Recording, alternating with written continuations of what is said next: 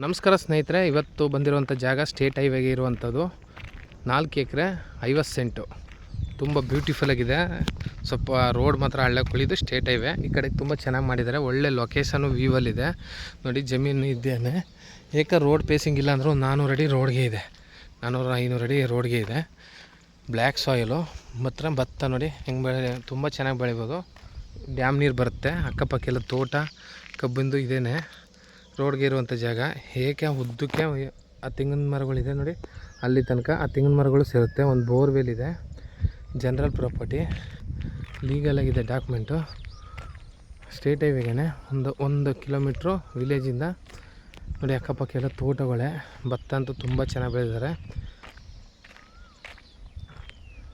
North road ಬರುತ್ತೆ, West north. ತುಂಬ ಚೆನ್ನಾಗಿದೆ. ಏನು ಕಾರ್ ನಿಂತಿದೆ ಅಲ್ಲಿ ತನಕ ರೋಡ್ ಫೇಸಿಂಗ್ ಇದೆ. ಒಳ್ಳೆ ವಾತಾವರಣ ನೋಡಿ. ಮುಂದೆ ಒಳ್ಳೆ ವ್ಯೂ ಇದೆ, ತುಂಬ ಚೆನ್ನಾಗಿದೆ. ವಾಟ್ರಿಗಂತೂ ಪ್ರಾಬ್ಲಮ್ ಇಲ್ಲ. ಅಕ್ಕಪಕ್ಕ ಅಡಿಕೆ ತೆಂಗೆಲ್ಲ ಬೆಳೆದಿದ್ದಾರೆ. ಕಪ್ಪು ಹಣ್ಣಾದರೂ ತುಂಬ ಚೆನ್ನಾಗಿ ಬೆಳಿಬೋದು. ಫಸ್ಟಂತೂ ಏನು ಈ ಕಲ್ಲು ಕಂಬ ಕಾಣಿಸ್ತೋ ಇಲ್ಲಿಂದ ತುಂಬ ಚೆನ್ನಾಗಿದೆ ಜಾಗ, ಮಾತ್ರ ಬ್ಯೂಟಿಫುಲ್ಲಾಗಿದೆ. ಇವರು 55 ಲಕ್ಷ ಹೇಳ್ತಾರೆ. ಸ್ಲೈಟ್ಲಿ ನೆಗೋಷಿಯಬಲ್ ಇದೆ ಜಾಗ